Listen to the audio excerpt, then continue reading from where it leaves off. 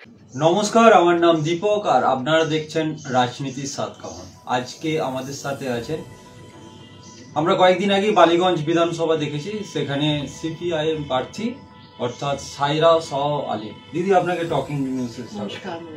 সবাইকে আমি অনেক অনেক অভিনন্দন জানাই। কয়েকদিন আগে বালিগঞ্জ বিধানসভা গেল, সেখানে বাবুল সুপ্রিয়র মতো একজন প্রার্থীকে সাথে কন্টেস্ট করে কেমন লেগেছে? ভালোই ছিল পুরো ক্যাম্পেইন, और আমাদের জন সমর্থন অনেক অনেক ভালো ছিল। For that I am grateful. यहाँ पे पूरी जनता आवाम ने हमारा साथ दिया, और सिविल सोसाइटी, जैसे आपने देखा, सिविल सोसाइटी ने भी भरपूर सपोर्ट दिया। और मैं यहाँ पे आम आदमी, आवाम और सबका जो है सिविल सोसाइटी का की आभारी हूँ और शुक्रिया अदा करना चाहती हूँ। আপনার হাজবেন্ডও তো সিপিআইএম প্রার্থী ছিলেন গত বিধানসভাতে, সেখান থেকে আপনার প্রার্থী হওয়া কতটা টিপিক্যাল? এটা তো পার্টির ডিসিশন ছিল। तो आगे जो चैलेंज था ये था कि पिछले बार जो लेफ्ट का वोट परसेंटेज था वो 5% था। तो अभी ये चुनौती थी कि लेफ्ट का कैसे वोट शेयर बढ़े, and I should do my utmost to win this seat. That was a major challenge that was there. And if you see that left का जो वोट शेयर है बहुत ही इम्प्रूव हुआ है, बहुत सिग्निफिकेंटली इम्प्रूव हुआ है। मोर देन 30% शेयर आप देखें, लेफ्ट ने बालीगंज सीट से जो वोट शेयर है वो इंक्रीज किया है। तो वही एक मिसाल के तौर से एक लेफ्ट को रिवाइव करने की एक चेष्टा रहेगी कि left should make a spring back in the other assembly seats also. গত বিধানসভাতেই সিপিআইএম যত প্রার্থী ছিল, বা সিপিআইএম যদি আমি বলি, তাদের রাজ্যে একদম ভরাডুবি। সেই জায়গা থেকে আপনার বালিগঞ্জ বিধানসভাতে প্রার্থী হয়ে দাঁড়ানো কতটা চ্যালেঞ্জিং ছিল? আমাদের আদর্শ যা আছে সিপিআইএম লেফট পার্টিতে, তো এই আদর্শ নিয়ে মানুষ গ্রহণ করছে, আমাদের সাপোর্ট করছে, और এই আইডিয়ালস নিয়ে we will further fight elections because we don't have gundas, we don't have, the party doesn't have that kind of money, it doesn't have gundas, muscle power कोनो नॉय। लेकिन अभी हमारे पास जो है सिर्फ हमारे आदर्श हैं, प्रिंसिपल्स हैं, उनको लेके हम एक क्लीन इलेक्शन लड़ा है, और आगे भी यही प्रयत्न रहेगा that people choose clean politics over goondaism, over hooliganism, over intimidation, over corruption.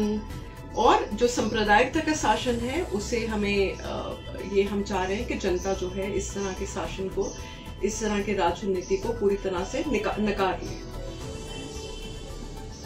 Nasiruddin Shah তো আপনার কাকা, কতটা সাপোর্ট পেয়েছিলেন ইলেকশনের আগে? অনেক সাপোর্ট আমি পেয়েছি। আমার বাবা একজন ইন্ডিয়ান আর্মি অফিসার ছিল, তো আমি পুরো ভারত আমি ঘুরেছি। এন্ড বিয়ে পর I came back to Kolkata, though I was born in Kolkata, আমি কলকাতায় এখানে আলিপুর কমান্ড হসপিটালতে আমি জন্মেছি। তো প্রত্যেক वर्ष एवरी 2-3 years उनका ट्रांसफर होता रहता था, जैसे आर्मी डिफेंस बैकग्राउंड में होता है। तो कलकत्ता में जन्म हुआ और 2-3 साल बाद तबादला होता रहा। तो मेरी जब शादी हुई थी 2000, आई वॉज वेरी यंग, लेकिन मैंने अपना जो है ये शहर कोलकाता को मैंने अडॉप्ट किया है, और यहाँ पे मैंने 15-16 years कॉर्पोरेट सेक्टर में काम किया है। मेरी दोनों डॉटर्स यहीं पे, उनका बर्थ यहीं पे रहा है, they both were born here. तो कोलकाता से, बंगाल से मुझे बहुत लगान है, और मुझे एक आशा है कि मैं कुछ कर सकूं for the people here, because this is my city. আমি কলকাতার মেয়ে, আমি কলকাতার বৌমা, আমি আর কিছু और क्या बोले, मतलब एक लगाव है, एक मोहब्बत है, एक प्यार है, तो मैं कुछ करना चाहती हूँ जनता के लिए, यहाँ के लोगों के लिए। So I think this opportunity gave me that platform, where I could win people's hearts. আপনার লাইব্রেরিতে আমি দেখলাম মহাভারত থেকে শুরু করে অনেক কিছু আছে, তো মহাভারত পড়া হয়? पढ़ा है और मेरे जो हस्बैंड है डॉक्टर फुआद हलीम और मैं बहुत पढ़ने में रुचि रखते हैं। हमें बुक्स की जो है एक बुक्स का बहुत एक लगाव है। वी ऑलवेज रीडिंग समथिंग और द अदर। तो आप देख लीजिए अलग अलग जो टॉपिक्स हैं, महाभारत से लेकर विक्रमचंद्र, Tagore's works to all kinds of works are here. So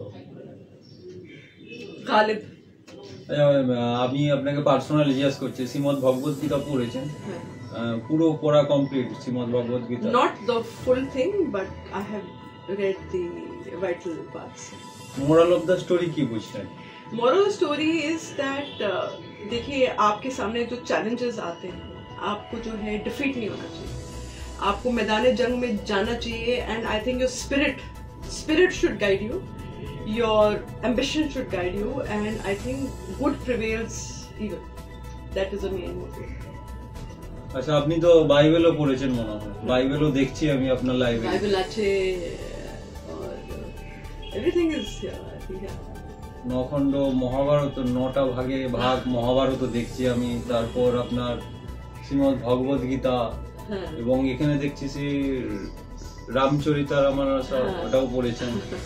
ultimate আপনি কোরআনও পড়েছেন। আপনি কোরআন মুসলিম ধর্মগ্রন্থ নিয়ে পড়াশোনা করেছেন, মুসলিম ধর্মগ্রন্থ নিয়ে জানেন।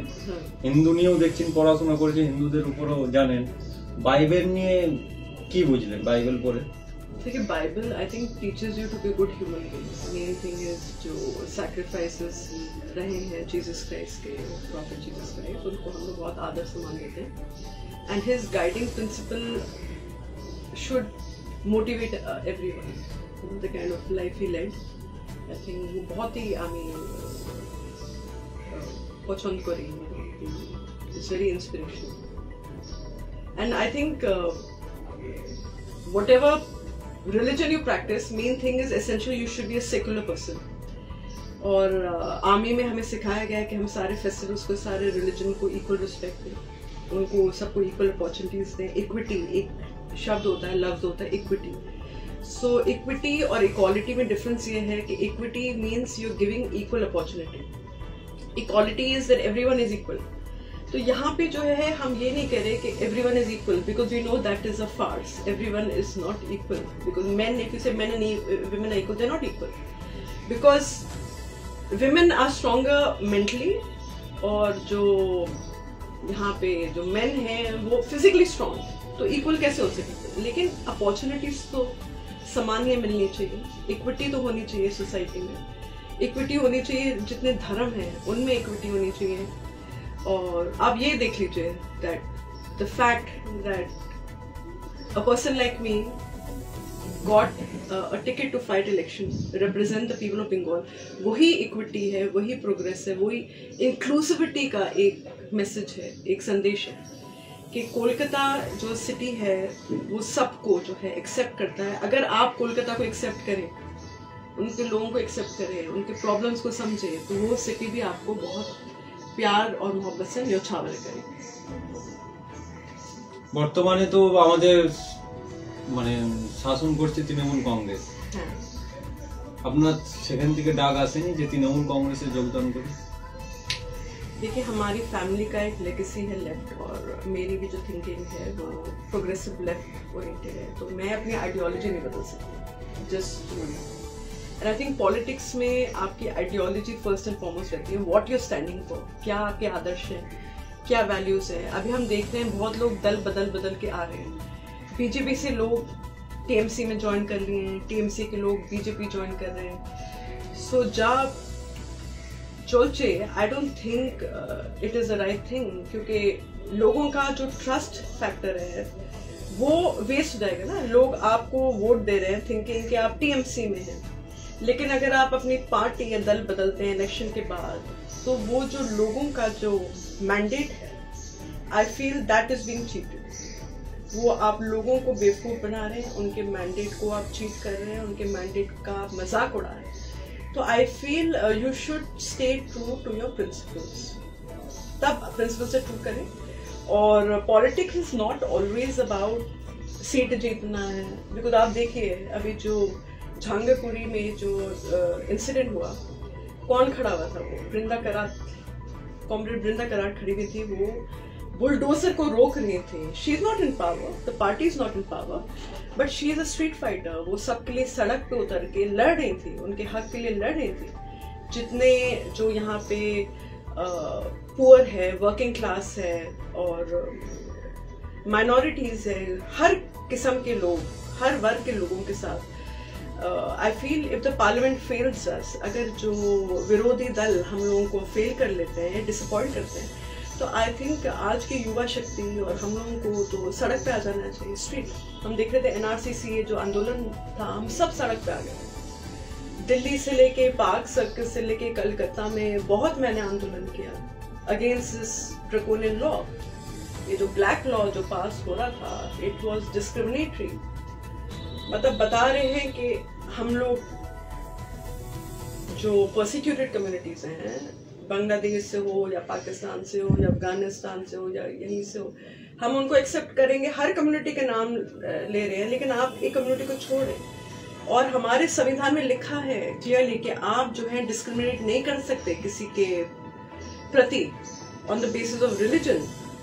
तो ये जो हो रहा था एक डिस्क्रिमिनेटरी लॉ था। हाँ, आप दीजिए सिटीजनशिप जो पर्सिक्यूटेड कम्युनिटीज, लेकिन आप कौन है जो तय करेंगे कि कौन से रिलीजन के लोग persecuted communities? That mean Shias जो है वो पर्सिक्यूटेड कम्युनिटीज नहीं है पाकिस्तान में, they also persecuted communities. Shia community है in what you call in Afghanistan, वो लोग भी पर्सिक्यूटेड कम्युनिटीज हैं। तो वो लोग कहाँ जाएंगे? बहुत लोग हैं। अहमदिया कम्युनिटी है पाकिस्तान में, वो भी पर्सिक्यूटेड कम्युनिटी है। Ahmadiyas are being persecuted in Pakistan, so where will these people गो?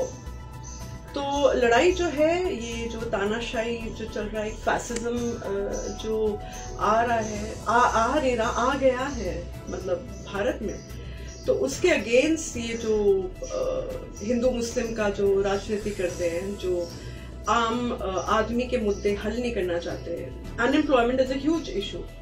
यहाँ पे बेरोजगारी की आप समस्या देखिए, बहुत बड़ी एक चुनौती है, लेकिन उसके बारे में कोई बात नहीं करेगा। इलेक्शन लड़ेगा तो मंदिर मस्जिद का पॉलिटिक्स को लेके इलेक्शन लड़ा जा रहा है। आप लोगों के दिलों में एक नफरत की नफरत का एक बीज आप बो रहे हैं, और आगे की जो जनरेशन्स हैं वो लोग क्या सीखेंगे कि यही है क्या राजनीति भारत की? या आप भारत को एक प्रगत देश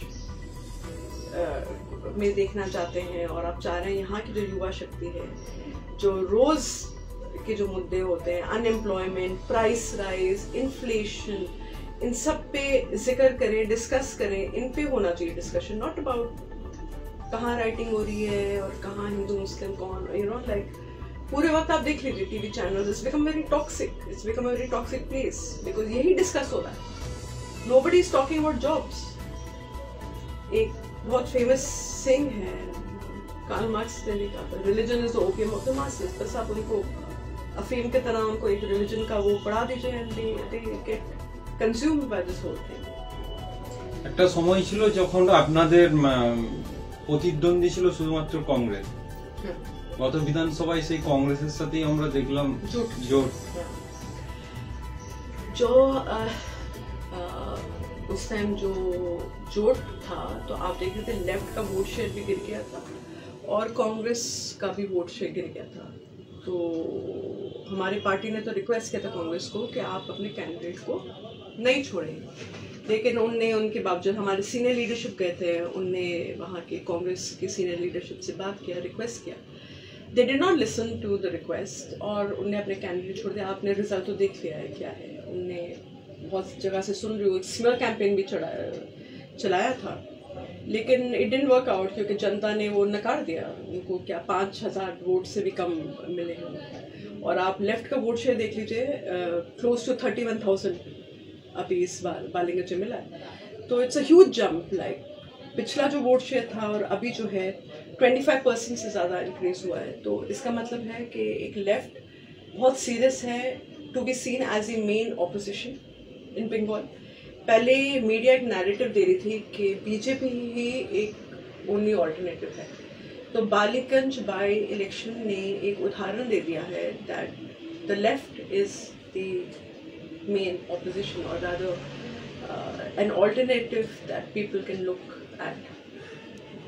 বাংলার রাজনীতিতে একটা কথা আছে যে লেফট যেখান থেকে একবার পদচ্যুত হয় সেখানে আর ইতিহাস বলছে সেখানে আর ঘুরে আসে না।